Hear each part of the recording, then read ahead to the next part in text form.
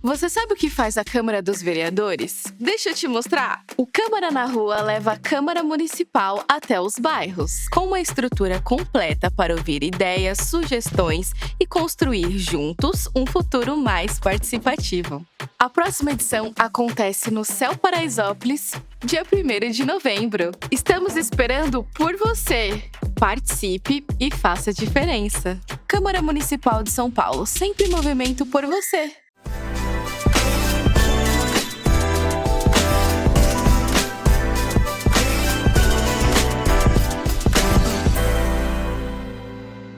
Bom dia, boa tarde, boa noite. Eu sou a Aline Teixeira e esse é o programa Por Todas Nós. Um programa voltado à mulher para dar visibilidade, protagonismo às mulheres.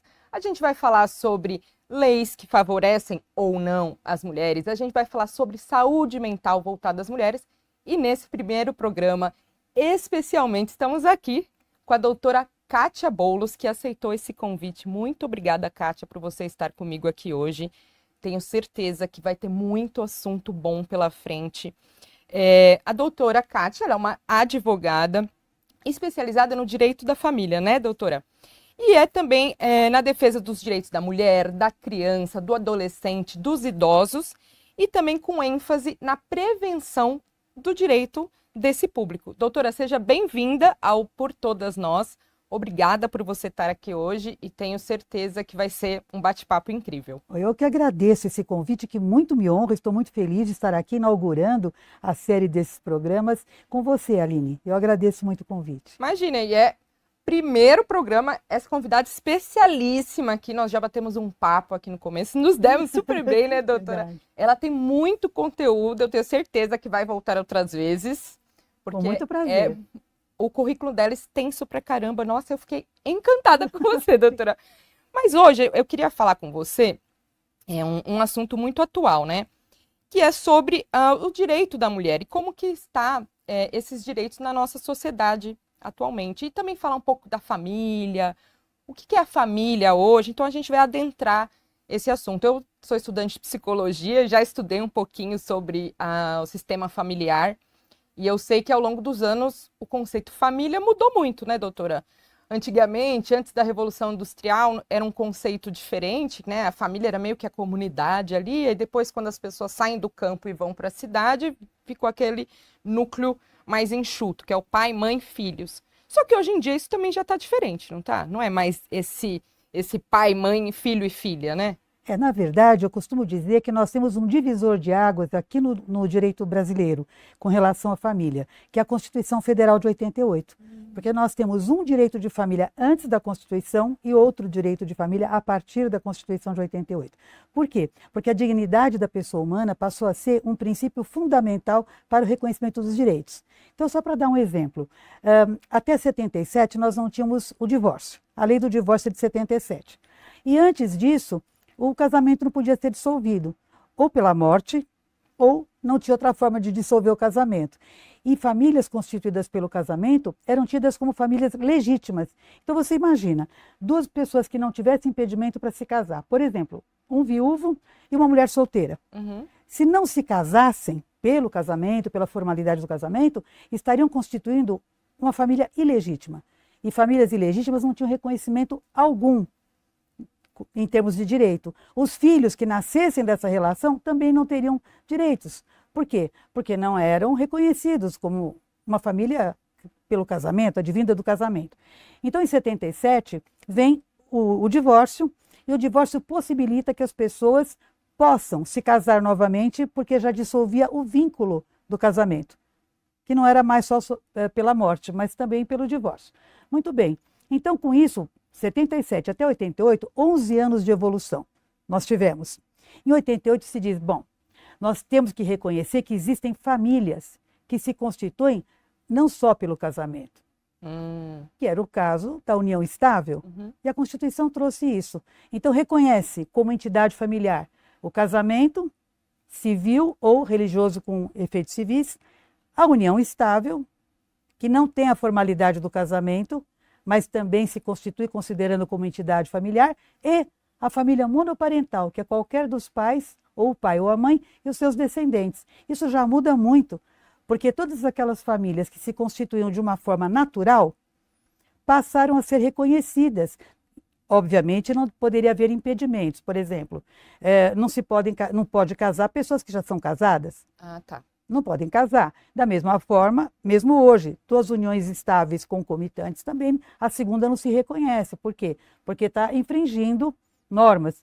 A união estável pode ser convertida em casamento. Então, não pode ter impedimento. Então, e a mulher? Como fica nisso tudo? Eu vou dar um exemplo bem interessante. A mulher só passou a ser considerada a ter direitos próprios a partir de 1962. Nossa. É muito pouco tempo. Né? Antes o direito era dos maridos. Se o marido, pai ou do marido. Exatamente. Olha, muito bem colocado. Primeiro, ou ela era dependente do pai, da figura paterna, ou, se casando, ela passaria a ser dependente do marido, sem ter quaisquer direitos reconhecidos. Não é? Então, em 1962, vem o Estatuto da Mulher Casada, que diz, não, ela pode ter patrimônio próprio, ela pode ter frutos do seu próprio trabalho, e começa a evolução, né? Isso falando só em termos de direitos dentro da família. Depois, em 77, veio o divórcio, dizendo, olha, você pode sim dissolver o seu casamento, não só pela morte, também pelo divórcio.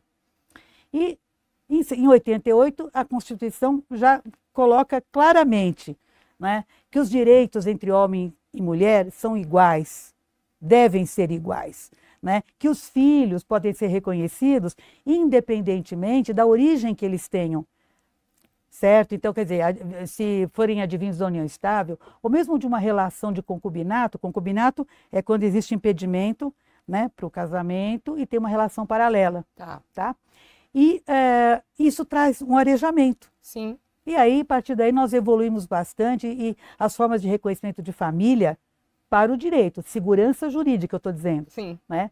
São essas formas e aí, com a evolução, nós estamos vendo os novos formatos familiares. Eu acho interessante do que você falou, que é legal a gente frisar sobre essa questão do que mudou para a mulher, né, doutora? Porque antigamente a mulher não podia se separar, tinha o desquite, né? Desquite. E o quanto essa mulher ficava estigmatizada pela sociedade, porque Sem era uma mulher dúvida. desquitada. Sem dúvida. Né? Era aquela que ninguém queria ter por perto porque poderia ameaçar o organismo familiar constituído. Quer dizer, aquelas pessoas que eram amigas há tantos anos, de repente a mulher se desquita, passou a ser, né, estigmatizada. Não.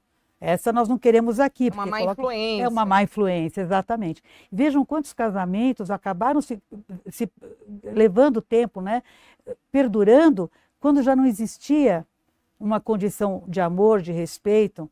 Né? Então, era mesmo, eu posso dizer que era uma forma de violência, ter que manter um casamento que não existia mais aquilo que deve originar o casamento, que é a união, a comunhão das vidas, a construção de patrimônio, cuidar dos filhos, né?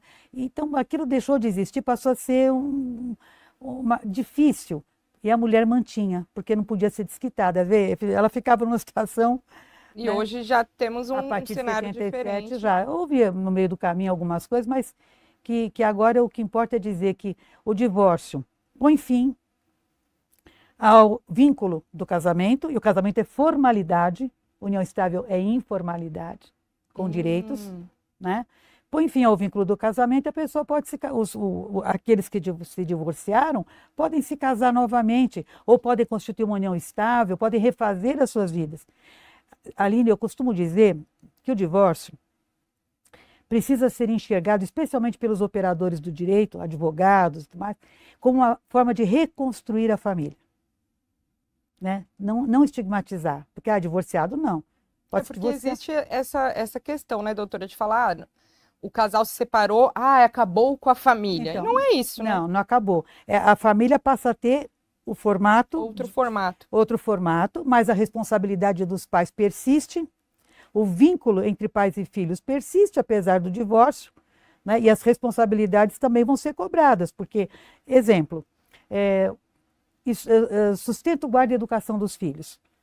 Vai perdurar a vida toda. Até a maioridade dos filhos, é outro assunto também importante, né?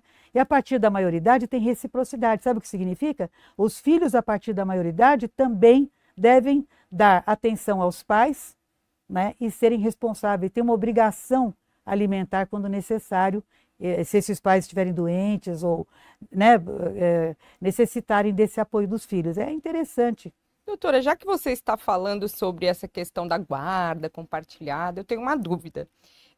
Por exemplo, existe a guarda compartilhada, mas existiu uma situação de violência doméstica, de abuso. Como é que é isso perante a lei?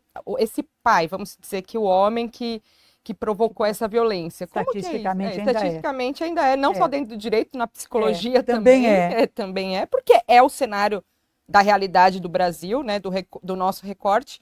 Mas como que é para o direito isso? Recentemente, já houve assim, se houver violência doméstica, não será considerada a guarda compartilhada, porque teve uma evolução nesse caminho. A guarda compartilhada foi introduzida no nosso direito em 2008.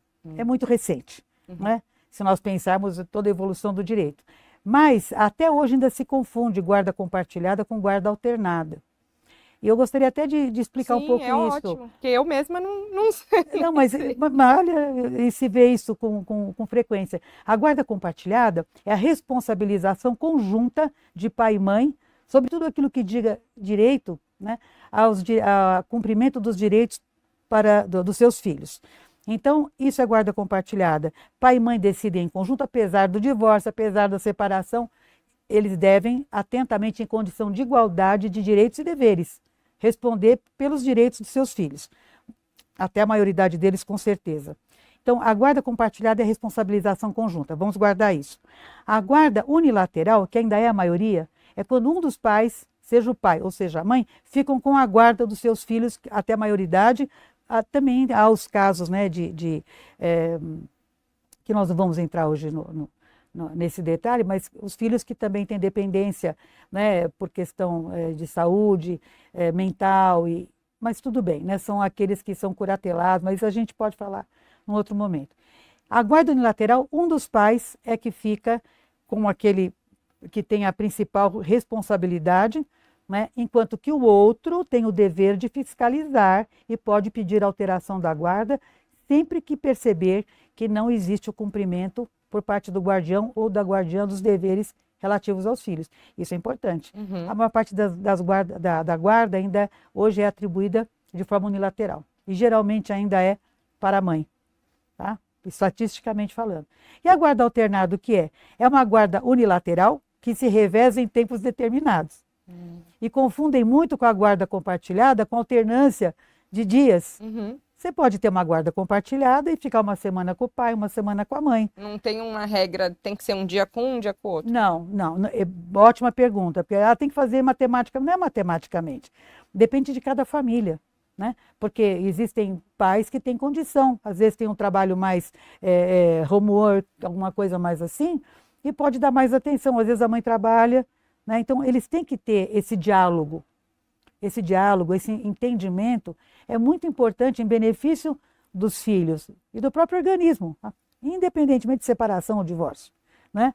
E a guarda alternada no Brasil é raríssimo acontecer. Em outros países acontece, porque você tem o mesmo sistema de saúde, o mesmo sistema da educação, da escola. Aqui não, né? De um bairro para outro muda tudo. Muda muito, Então, para nós, a guarda compartilhada, desde 2014...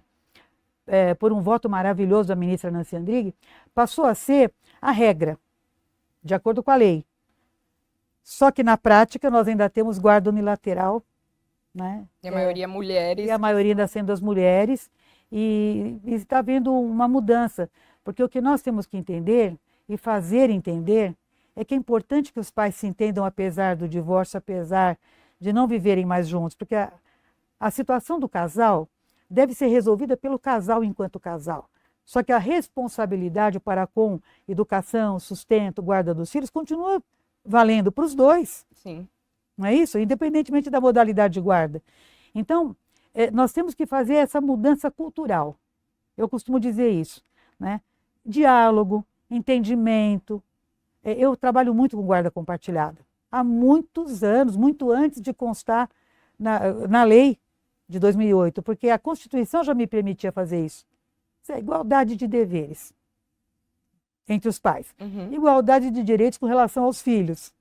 Como que você trabalha isso? Se ambos têm que sustentar. Então, é aquele que pode mais, vai colaborar mais.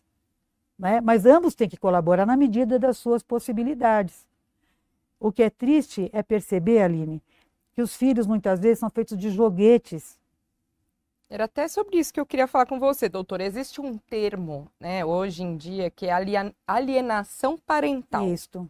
Eu queria que você falasse um pouquinho sobre isso, porque eu tenho certeza que às vezes tem pessoas passando isso e nem sabem que existe um termo técnico. É verdade. Eu E queria não que você tem intenção de praticar às atos vezes de alienação e praticam. está praticando, né? Eu ouvi muito isso. Ah, é? Eu ouvi muito isso, inclusive nos seminários que nós fizemos, porque a nossa lei federal, 12.318 de 2010, completa 15 anos esse ano, agora em agosto. E o que ocorre? Ocorre que ainda não se entende exatamente o que é alienação parental, né? E há muita confusão. Há movimentos no sentido de revogar uma lei que é fundamental para nós familiaristas, para os juízes do sistema de justiça de família, para todo o sistema, promotores, psicólogos, assistentes sociais, todos os atores todos que trabalham nessas ações, não é? Como nós costumamos dizer, no judiciário. Enquanto o filho é menor, a garantia do filho é que seja realmente judicializado, não no sentido de litígio, isso não. Eu costumo trabalhar, sabe de que forma? O acordo é feito, ainda que o casal esteja disputando entre si patrimônio, e geralmente nessas horas que aparece alienação parental, né? É fato. Pela disputa geralmente do patrimônio. Sem dúvida. E aí, eles precisam se entender. Então, resolvam seus problemas enquanto casal, mas cuidem de seus filhos enquanto pai e mãe. Né? Ou pai, mãe, mãe, porque nós já desde 2011 nós temos, né, os casamentos, até não só as uniões pelo casamento também homoafetivo. Vamos falar sobre isso daqui a pouco, doutora, com certeza. Então, como eu estava dizendo aqui, a alienação parental, veja como é comum, todo mundo já viu isso, ou praticou até sem intenção de praticar. Para a nossa lei, são atos praticados ou pelos pais, ou pelos avós, ou por qualquer pessoa que detenha criança ou adolescente sob sua guarda, olha quanta gente, autoridade ou vigilância. Aí você coloca todo mundo, não é só pai, mãe, avó, tio, tia, entendeu? Convive com aquela Todos criança. que convivem, até quem cuida, às vezes um professor, às vezes uma babá. Você imagina que estamos falando qualquer pessoa que detenha a criança, né, sob a sua autoridade. Então, o que ocorre? Pratica atos para que essa criança ou esse adolescente odeiem uma parte da família. Né? Então, geralmente acontece nas questões de litígio.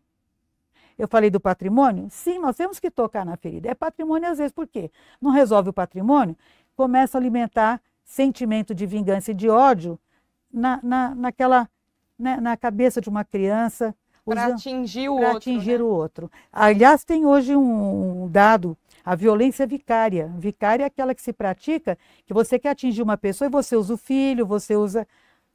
É recente entre nós, a violência vicária. Né? É justamente isso. Então, a criança acaba, sem perceber, ela acaba odiando mesmo aquela parte, que às vezes é o pai ou pode ser a mãe. É importante dizer, quando nós falamos disso, direitos da mulher, de forma alguma essa lei é uma lei que defende gênero, ou que ataque o gênero. Não, pai e mãe. É importante esclarecer isso.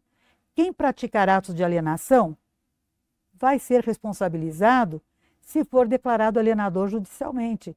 Pode ser o pai ou pode ser a mãe, que geralmente fala porque a mãe perde a guarda. Não é assim que se perde a guarda. A guarda de um filho, para se perder a guarda de um filho, tem todo um sistema. Sim. Não é? Nós temos, temos a Constituição, temos o Código Civil, temos o Estatuto da Criança e do Adolescente, temos leis especiais, então não é assim que se perde a guarda. Alegou que é alienador. Não é assim. Né? É importante falar isso, é muita responsabilidade dizer a mãe perde a guarda porque foi a outra parte disse que é alienadora. Não, disse não é suficiente, tem que ser provas. Tem todo um judiciário cuidando disso. Né? Então é importante frisar isso. E o que ocorre na alienação, atos são, por exemplo, não é falar mal só, é insistentemente colocar na mão, olha como é irresponsável, não paga pensão, olha como não gosta de você. Falar coisas que seriam coisas de adulto, até mesmo na frente da criança. Ai, esqueceu de pagar a escola, não tá nem Isso. aí pra nada, É não liga pra irresponsável. você. Isso. Não quer saber de você, casou de novo, agora só vai dar atenção para os outros filhos, vai esquecer de você. É comum ou não é comum ouvir isso? Muito, muito, doutora. Imagine a cabecinha de uma criança, às vezes em tenridade, em 4, 5 anos de idade, escutando, Sim. sabe? Ou seu pai ou sua mãe não gostam mais de você. Olha, tá com um namorado novo, sabe? Esse tipo de coisa. Não quero que chame de pai o namorado, pai sou eu. Lógico que é, a gente sabe quem é o pai, Sim. entendeu? Aí é uma questão de você saber trabalhar isso, né? Sim.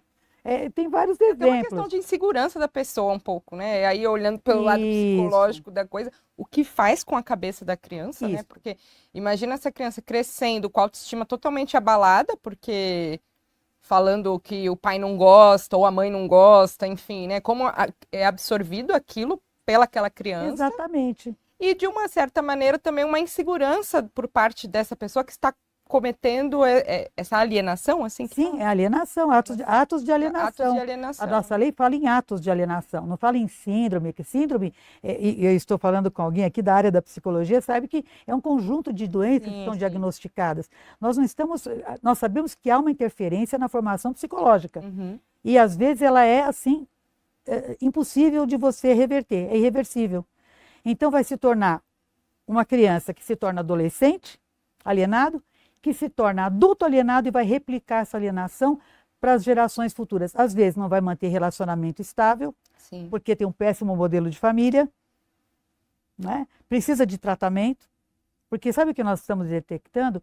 Para minha tristeza profunda, eu vejo hoje estatística de crianças que tentam suicídio porque não suportam mais esse tipo de instrumento de ser instrumento de vingança na mão de um e de outro.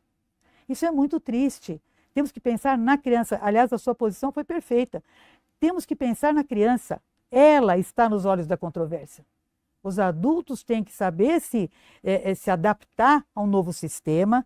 Ninguém é dono de ninguém. Ninguém é propriedade de ninguém, né? Deixe que vão se acertar os adultos com seus tratamentos psicológicos, psiquiátricos, mas não se esqueçam que os filhos têm que ser preservados. Então, tentativa de suicídio, automutilação, vício em telas. Se eu te disser, sim, isso tudo é porque psicologicamente essa criança está afetada e busca fuga. Não consegue expressar o que está Exatamente. sentindo e muitas vezes nem sabe por que sente raiva, né? Porque, como você falou, às vezes pode ser uma coisa velada que o pai ou a mãe faz com aquela criança, então solta essas frases, né? Isso. Ai, ele não gosta de você, é um irresponsável, não paga Isso. sua pensão, sei lá, enfim, para um dos lados. A criança vai absorvendo aquilo, sente aquela raiva do outro, e muitas vezes a gente vê, eu já vi isso, né, durante os anos de estudo, porque a gente já atendeu, né? A gente tem os estágios obrigatórios, lá na vida adulta, aquela pessoa que sofreu esse ato de alienação se virar contra a pessoa que cometeu os atos, porque sem aí dúvida. ela de repente conhece aquele pai, aquela mãe de uma outra maneira e fala assim, poxa, mas não era nada daquilo que eu pensava, eu tinha raiva e de repente não era isso, né? Então, é isso que a gente tem que pensar, né, doutora? Olha, não fazer esse tipo de coisa, pensar nos filhos em primeiro lugar. Por isso tem que trabalhar a prevenção. Ninguém tem ideia de punir ninguém, de modificar a guarda, de alternar domicílio, como está na lei. Não, isso só acontece se alguém estiver praticando alienação e ficar provado no processo. Olha, existe um documentário, se chama A Morte Inventada. E ali há depoimentos de pessoas que foram alienadas, de pessoas que trabalham com essa área, psicólogos e tal. E há uma moça que diz o seguinte, que ela foi alienada a vida inteira. No caso dela, está lá no documentário, para quem quiser conferir, que eu acho que vale a pena ouvir, está até disponibilizado graciosamente hoje, não tem que se pagar nada por isso, né, já caiu na possibilidade de assistir. É fácil acessar. E o que acontece? Ela diz o seguinte, que houve o divórcio entre pai e mãe, e que ela ficou com a mãe, mas a mãe falava que o pai era... E ela se sentia muito mal, como a mãe era guardiã, ela se sentia muito mal quando estava com o pai e não tratasse mal o pai. Se ela não tratasse mal o pai, porque fazia mal a mãe, na cabeça dela, que foi trabalhada para isso, então ela, quando ia encontrar com o pai, ela fazia de tudo para ser antipática. Ela e o irmão. Fazia de tudo para dizer que não gostava, quando gostava do programa, do passeio e tal. E aí ela cresceu, isso que você disse. Ela cresceu e ela começou com uma maturidade, obviamente, maior. Ela começou a perceber, ela falou, mas por que está acontecendo isso? Ela foi conhecer o pai, ela viu que o pai não era nada daquilo. E aí, sabe o que aconteceu? Nem com o pai, nem com a mãe ela se sentia mais em condição de conviver. Você vê, né? Porque perdeu não sei quantos anos de convívio com o pai. E na hora que ela vê o pai, vê que o pai não era aquela pessoa que foi pintada para ela, mas ela também não conseguia mais, porque 10 anos, vínculo, né? uma lacuna muito grande. Imagine psicologicamente como se sente uma pessoa que passou por isso. Antes da gente trocar um pouquinho de assunto, só queria frisar sobre isso, né? Que a família continua sendo família, Isso. independente do casal se separar. O casal pode estar Isso. separado, se tem filhos, vão continuar sendo uma família. Sem dúvida. Então não precisa disso, não precisa cometer alienação. E se você está com alguma insegurança, tem que tratar isso. Exatamente. Se está com alguma questão em pessoal, local próprio. vai tratar em local próprio. Que não é o processo Que não é o processo judicial. Porque... Aí já é com a minha área, né, doutora? Não é, com por a favor. sua. Vamos somar. E por favor, né? Agora, doutora, você tinha falado na outra, há um pouquinho de tempo atrás, sobre a questão da família, das famílias, dos casamentos homoafetivos. Sim. No Brasil, já é legalizado o casamento? Já é possível, embora por norma administrativa, né? Não houve uma modificação na Constituição, teria que ter uma emenda constitucional nesse sentido, porque a união estável ainda é união entre homem e mulher, pública, contínua e duradoura, com o objetivo de constituir família. Tá. Isso é união estável. Uhum. Agora, nós sabemos que, desde 2011, o Supremo Tribunal Federal reconhece uma entidade familiar com os efeitos da união estável entre dois homens. Então, era uma união estável entre dois homens. Tá. O tempo passando, então tem os efeitos do direito de família. E, como tem o casamento. Só que não era casamento, era união estável. Com o passar do tempo, como nada mudava, essa emenda constitucional ainda não aconteceu, houve um procedimento administrativo, né, no cartório de registro civil, em que se pode casar, podem se casar duas pessoas do mesmo sexo. Sendo dois homens ou duas mulheres? Duas mulheres. Agora foi ótima observação. Sempre um casal. Então, se nós formos falar de casamento, como já existe por aí, né, a mídia muitas vezes veicula as coisas e se esquece do fundamental, que é segurança jurídica para as pessoas. Sim. Famílias poliafetivas, constituídas por 3 ou mais pessoas. Isso legalmente falando não existe. Inclusive estavam, em 2012, se não me falha a memória, começaram a fazer escrituras públicas de união de 3 ou mais pessoas, às vezes com filho adotado, filho gerado biologicamente, por inseminação, ou seja, pelos métodos naturais. Você imagina 5 pessoas, 2 pessoas, quando se casam, para divorciar já dá tanto problema, discussão de guarda, de pensão, alimentícia, patrimônio. Você imagina 5 pessoas? Nossa. Onde está a segurança jurídica? O nosso ordenamento jurídico não mudou. Então, as ditas, com todo respeito, as pessoas querem ter 4, 5, 6, 10 parceiros, tudo bem, que tenham, mas que entendam que não será casamento, não será união estável e não terá direitos do direito de família, porque nosso ordenamento jurídico ainda não contemplou. Então, na hora dessas pessoas se separarem, porque imagine 5 pessoas, como já aconteceu numa escritura pública. Agora não se lavram mais essas escrituras, tá? O que ocorre? Aí, dos 5, um resolve sair do relacionamento. Tinha filho com uma das pessoas que estavam ali. E aí? Como é que faz? E as outras 4, como é que ficam? Nós vamos discutir como esse organismo, percebe? Uhum. Patrimônio. Tá, o que eles constituem em comum? Eu vou te dizer o que acontece hoje, ainda. Hoje, se essas pessoas que se entendem como família quiserem obter qualquer direito de família, pensão, não terão? Alimentícia entre si. Os filhos estarão protegidos sempre, porque esses independem da origem. Tá. Os filhos terão direito à pensão. Agora, de quem? Aí tem um registro daquela criança, quem registrou. E já existem registros com mais de 2 pais, com mais de um pai e uma mãe. Mas veja bem, como é complicado o que nós estamos falando. Porque direito de família é sempre assim, direitos e deveres. Tá. Sempre. E na esfera pessoal, social, sucessória, porque morre alguém, como é que fica?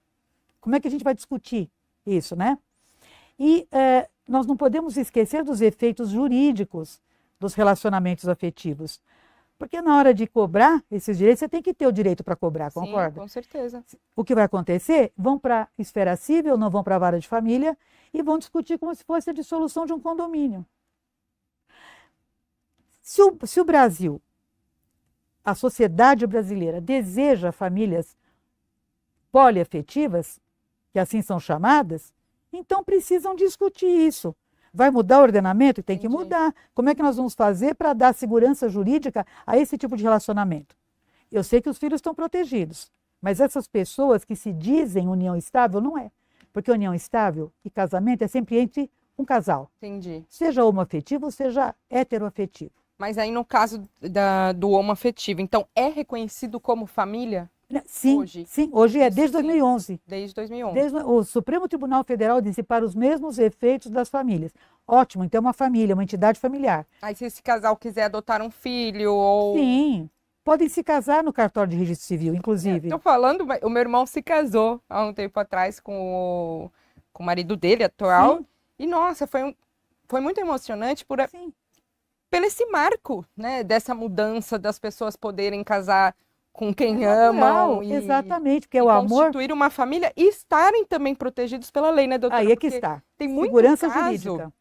que a gente via antigamente de um casal homoafetivo que ficaram a vida inteira juntos e na hora que um morre, o outro fica sem direito a nada. Fica. Aconteceu muito isso, ia para a família que, inclusive, a família do que não falecido, aceitava, que não aceitava o casamento, né? Exatamente. Que não aceitava a orientação sexual daquela pessoa. Exatamente. Então, é totalmente injusto, porque se Muito. os dois construíram tudo ali juntos a vida inteira e o outro fica sem nada. Exatamente isso. Por isso que o casamento, ainda que seja por regras administrativas nos cartórios de registro civil, porque o casamento no Brasil é civil.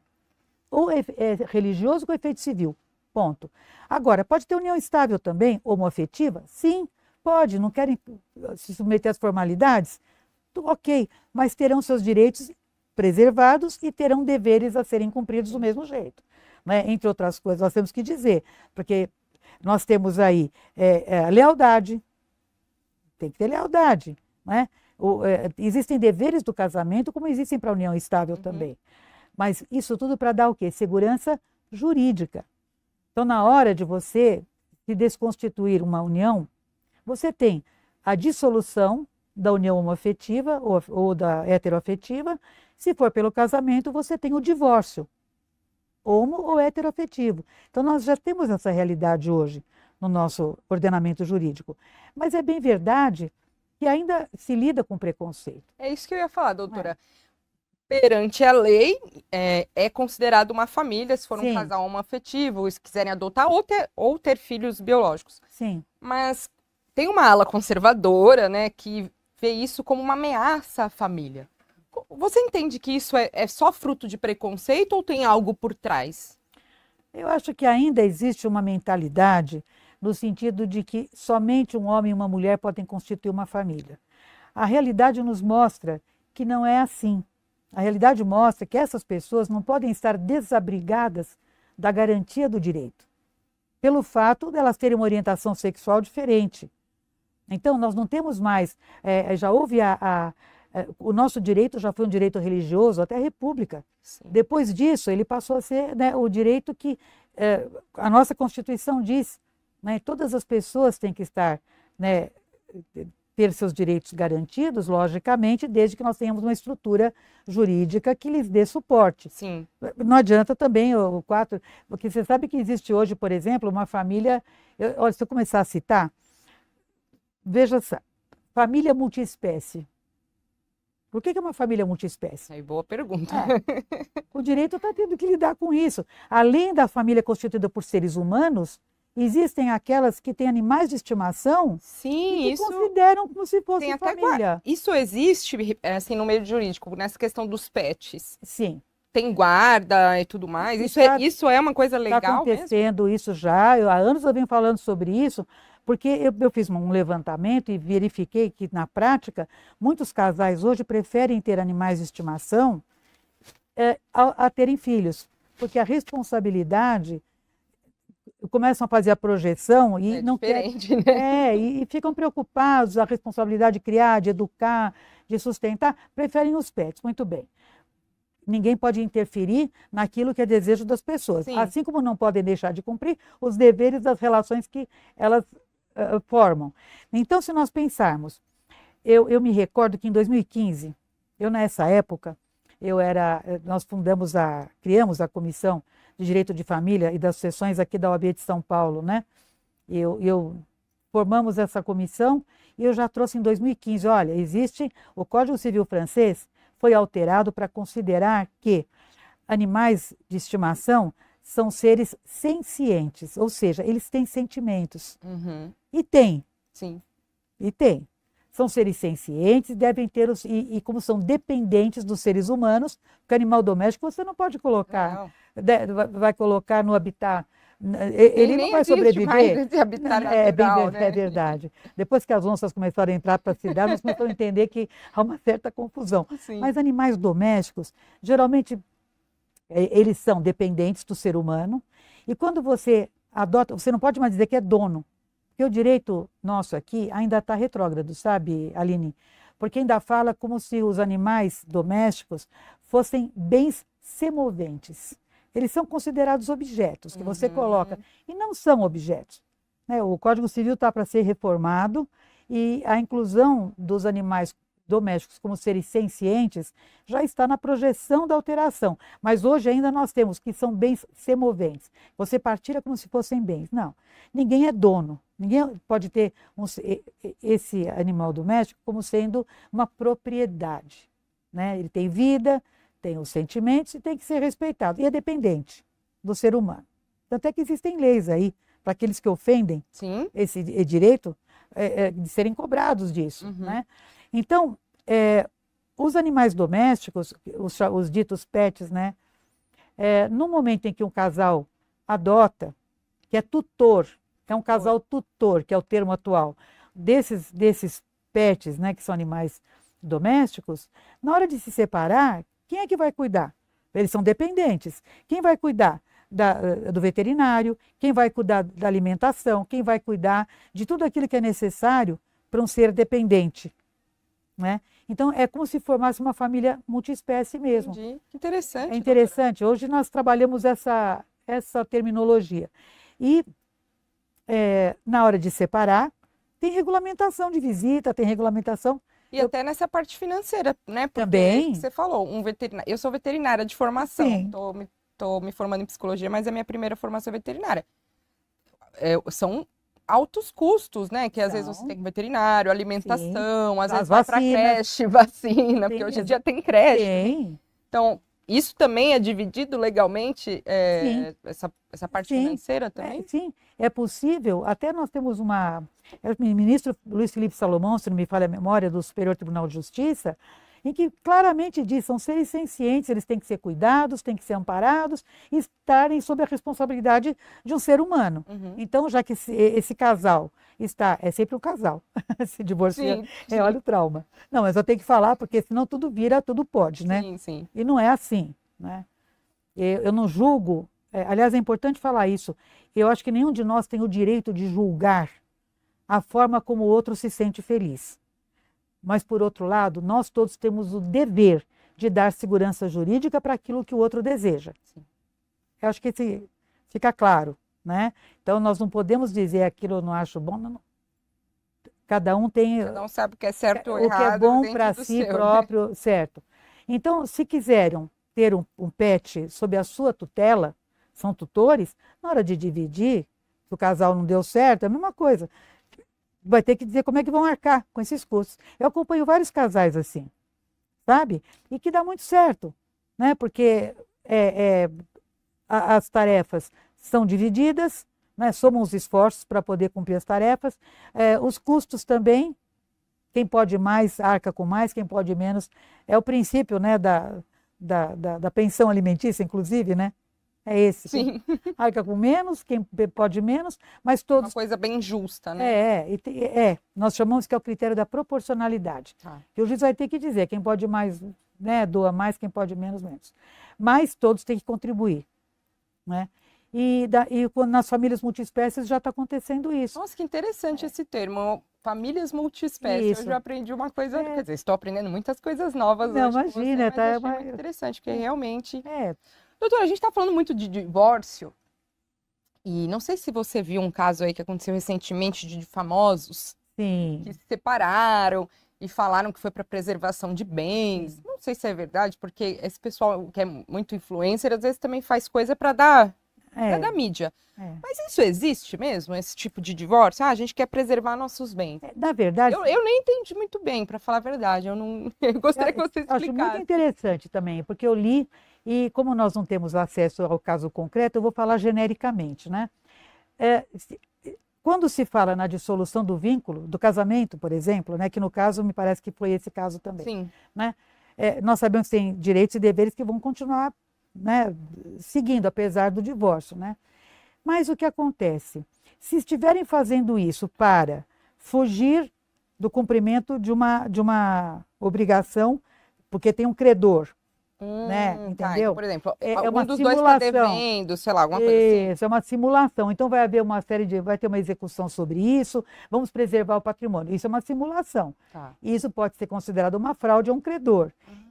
Até falando aqui, sem querer ser arauto do apocalipse, mas eu gosto de falar o que tem que ser. Tá. Né? Então, assim, o que acontece se um credor vier, esse credor disser, olha, eu tinha um crédito ali, e agora como é que eu faço para cobrar, porque já foi dividido, e agora ambos é que deviam, como é que não deve, como é que é o regime de bens do casamento, eu não sei. Sim. Né?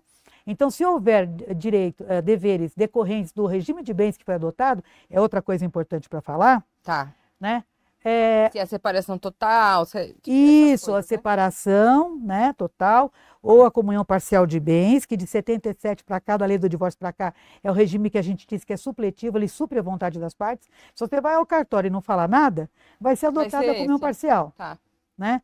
Ou comunhão universal, que agora só se faz por pacto antenupcial, até 77 era o regime chamado de legal ou supletivo, que supria a vontade das partes. E são os regimes basicamente, né? Nem falo de participação final de aquestos, porque está lá ainda na lei, mas para nós aqui, desde o começo, ele não foi bem entendido. O que acontece, né? Numa situação em que existe um crédito, um débito, perdão, desse casal, e ambos deveriam responder, se for uma simulação, dá direito até desse credor entrar com uma ação chamada pauliana, que é para desconsiderar aquilo, anular aquilo que foi feito, provando que foi feito para se evadir com bens. É tipo uma fraude. É uma fraude. Fraude ao credor. Meu Deus. Ia acontecer isso. Então, porque olha o que acontece. A pessoa fala, vamos divorciar, divide e tal, tá bom. Aí, você vai lá no dia seguinte, estão juntos, estão postando. Entendeu? E hoje com a internet a gente vê tudo, né? Hoje não tem como, né? Então, o que acaba acontecendo é que vão considerar que foi uma fraude.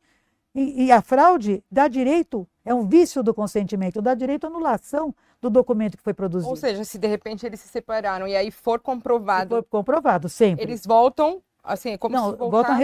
voltam a responder.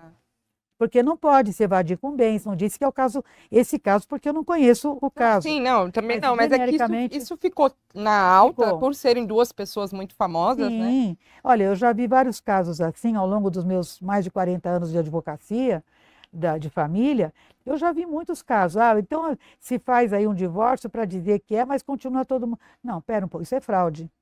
Então não pode compactuar com isso, né? Não pode, porque a fraude for provada lá na frente, vai ser desconstituído aquilo que foi feito e o credor vai buscar o direito dele. Com certeza. Entende? Então, assim, não pode ser uma simulação, esse é o termo técnico.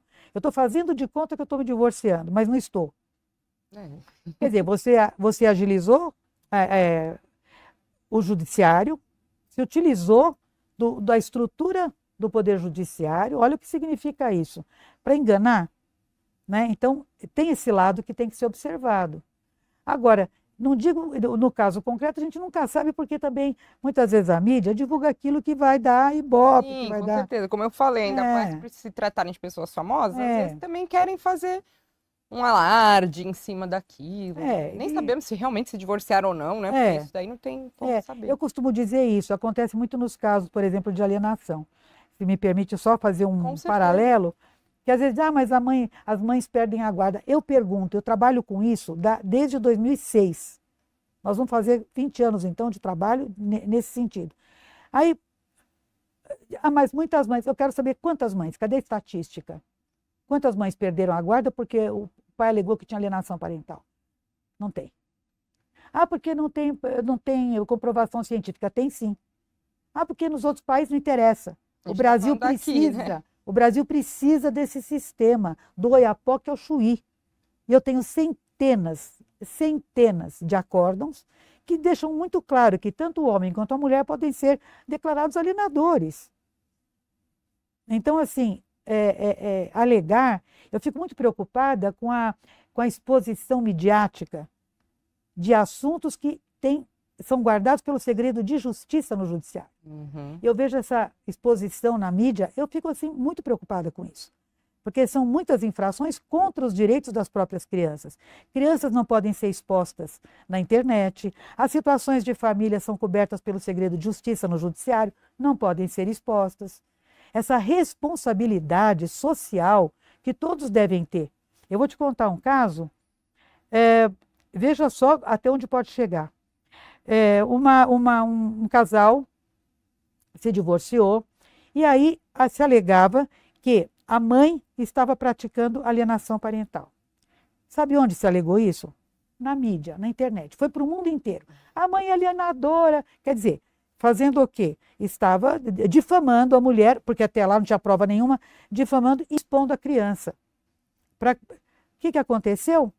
No caso concreto, esta mãe estava mesmo praticando alienação. Só que, como houve exposição fora do segredo, que tinha ser segredo, acabou sendo exposto, aquelas que alegaram que eram a avó paterna e a tia paterna, tá?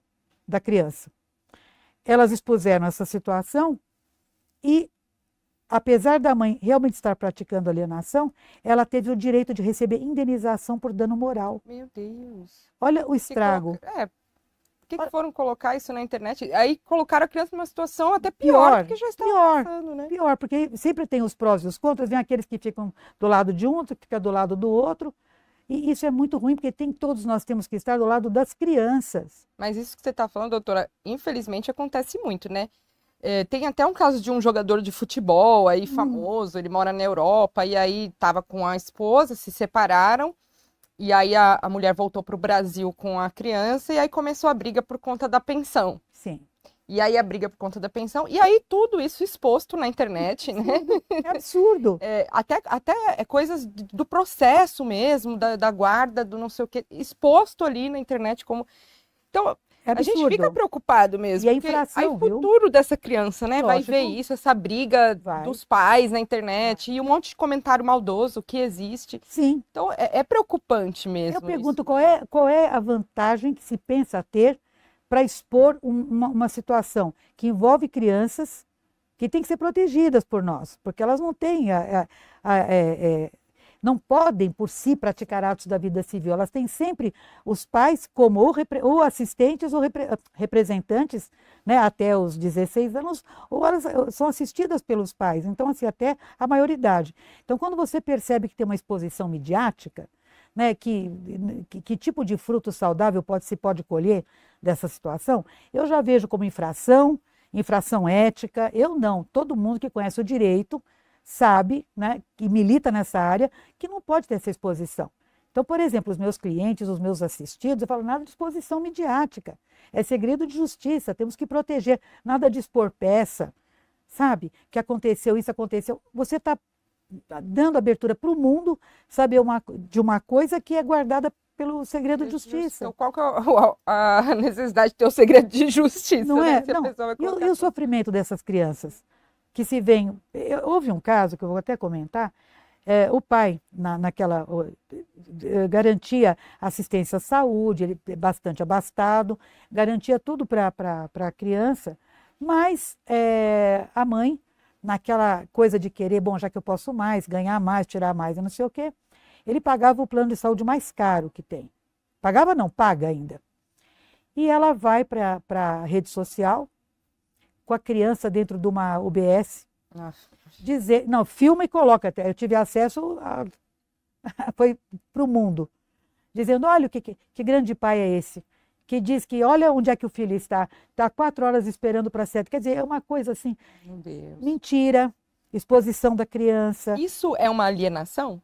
É uma forma de É alienar? uma forma de alienar. É uma forma de alienar, porque você tá fazendo o quê? Difamando a outra pessoa Uhum. e com mentira ainda. Isso, sabe o que é? É injúria, atinge a honra da pessoa. Isso é calúnia, porque imputa um crime a uma pessoa que não cometeu o crime. Eu pergunto onde é que está a responsabilidade na hora de que você tem que pensar no seu filho, na saúde mental do seu filho, da sua filha, vendo esse tipo de exposição, porque o coleguinha viu, a mãe do coleguinha viu, o diretor da escola viu, todo mundo viu, eu vi. Percebe? Sim. Então tem que ter responsabilidade. Eu acho que está faltando muito o senso de responsabilidade para as pessoas hoje, quando elas vão para a internet, não sei que luzinha que apita ali, sabe? Que todo mundo, eu vou ganhar likes, vai ganhar dislike, porque é assim que chama. Depois vai ser cancelado, Se né? falar comigo vai ser cancelado, porque eu estou aqui falando claramente, sem citar nomes, logicamente, mas de situações que acontecem que só prejudicam a criança. Meu Deus, e como é que você recupera a saúde mental de uma criança que chega na escola, nem viu o que aconteceu às vezes? Vai saber pelo outro. Eu vi, vai saber da forma mais difícil. Da forma mais difícil. Então, assim, nós temos que nos pautar pela responsabilidade, antes de qualquer coisa. Direitos com responsabilidade, deveres cumpridos. Isso é um relacionamento com efeitos jurídicos. Não adianta achar que você fez uma coisa, a pessoa fez uma coisa e vai ficar no campo da mídia. Não vai, não. Porque, inclusive, esse pai tem o direito a uma indenização pelo dano moral que ele sofreu. Uhum. Pela mentira, pela calúnia que ele sofreu. Que ele estava arcando com tudo em dia. Então, para que expor? Porque o ódio é contra o pai, é o casal. Não tem nada. Por que a criança tem que sofrer esses efeitos e ser o instrumento dessa vingança? Essa é a minha pergunta. E eu acho que é importante a gente deixar claro aqui que tudo que nós estamos falando, né, doutora, da questão da família. Para as pessoas não esquecerem o principal, que é a família. Então, separou, não tá mais, tá chateado. São circunstâncias da vida, vai passar, mas não colocar essa carga emocional em cima de um ser, de uma criança. Informação, né? Que não tem culpa do nenhuma. Que aconteceu. É um ser humano em desenvolvimento. Um ser humano em desenvolvimento, isso pode acarretar futuramente. Com certeza. Traumas gravíssimos, então a gente pode falar de ansiedade generalizada, a gente pode falar de propensão a suicídio. Pronto, aí está. Aí está no campo que você domina. Concorda? Isso vai levar depressão. Até suicídio, como nós falamos aqui.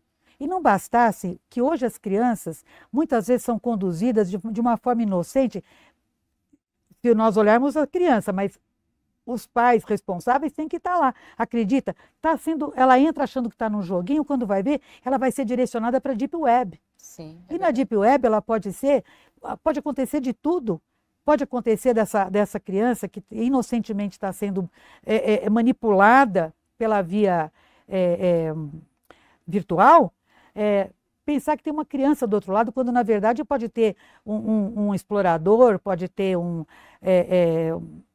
pedófilo é a palavra. Exatamente. Então, assim, acredite que eu escutei de uma mãe e de um pai. Quando eu disse, a separação de vocês é entre vocês, tem que cuidar da filha, sei lá. Não, tudo bem, porque com ele não tem problema, porque ele fica mesmo horas e horas lá na internet. Eu falei para ele, horas e horas? Deixa eu entender uma coisa, quem supervisiona isso? Não, mas ele já tem 9 anos de idade, ele já pode saber. Bom, deixa eu lembrar que até a maioridade, a responsabilidade é de pai e mãe, ou de pai, mãe, Sim, tá? É da família. É da família. Vocês são responsáveis diretamente. Mas eu não posso interferir, eu estaria violando a intimidade. Eu falei, violar a intimidade de uma criança sob a sua responsabilidade? Ou é você não exercer sua responsabilidade com relação àquele que depende de você? Porque se não é pelo bom senso, é pelo direito. Vai ser cobrada disso. Aí, sabe o que aconteceu?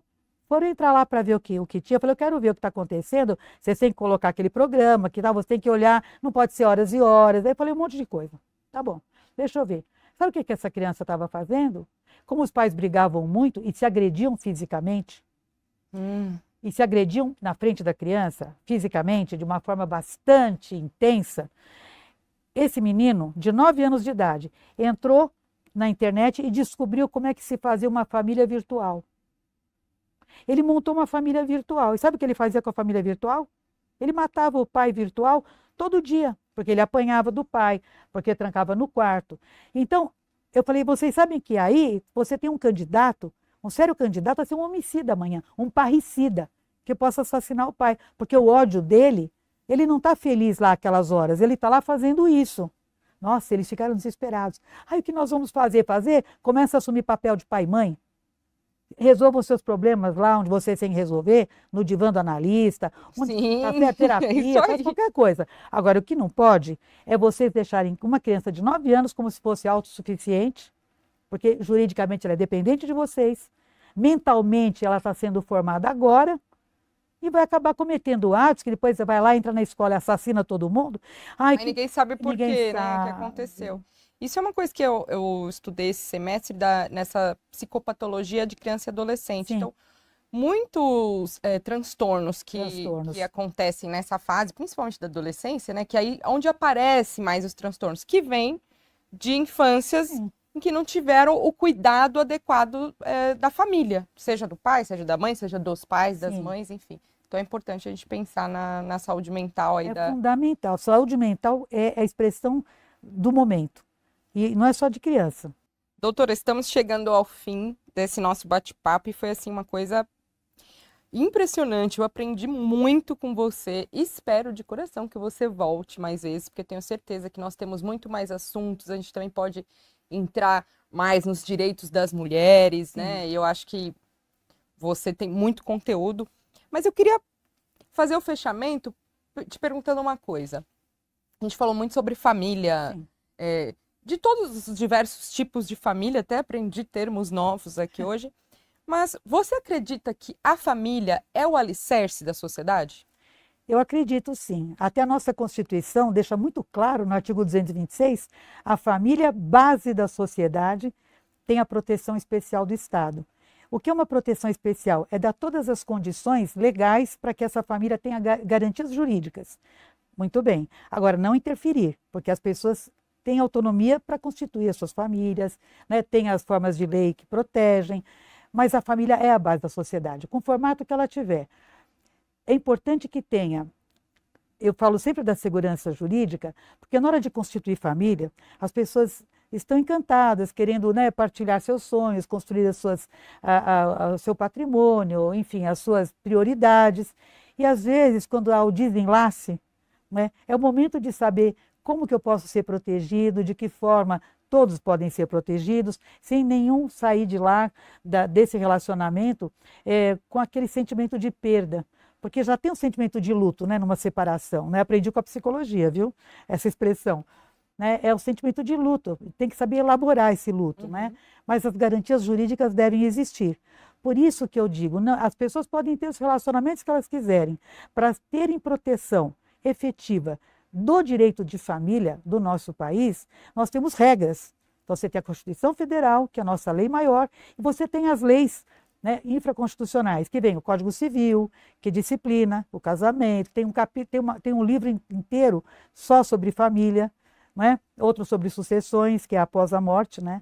Então, assim, nós temos que ter conhecimento de que, sem a segurança jurídica, as vontades que as pessoas possam ter nem sempre estarão cobertas para os efeitos que elas pretendem. Mas, doutora, você acha que isso é uma coisa que é mutável? Porque, como você falou, da Constituição de 88, tudo que mudou, a questão do divórcio, relacionamentos homoafetivos, você acha que, então, enquanto a sociedade vai evoluindo e novas formas de família vão se formando, sim, as leis também podem ir se modificando para amparar essas pessoas? Perfeito, devem. O direito é muito dinâmico. E dinâmico porque acompanha a evolução da sociedade. Se a sociedade muda, as leis têm que acompanhar essas mudanças. A gente fica retrógrado perante as mudanças exatamente, da sociedade. Exatamente. Então, por isso que eu disse, se for vontade da sociedade, o que é a sociedade nada mais é do que vários núcleos familiares que se somam, né, num contexto geral. Mas é importante também dizer que o direito de família tem uma função social. né? A família tem uma função social. Ninguém vive só, nenhum núcleo vive isolado. O relacionamento com outras pessoas, em que momento começa o teu direito, em que momento ele termina e vai invadir o do outro. É o direito que faz isso, o direito que diz a regra. Então, se houver vontade da sociedade, obviamente todos ouvidos, né, de forma a transformar essas leis para acompanhar a evolução da sociedade, é assim que deve ser feito, sim, perfeito.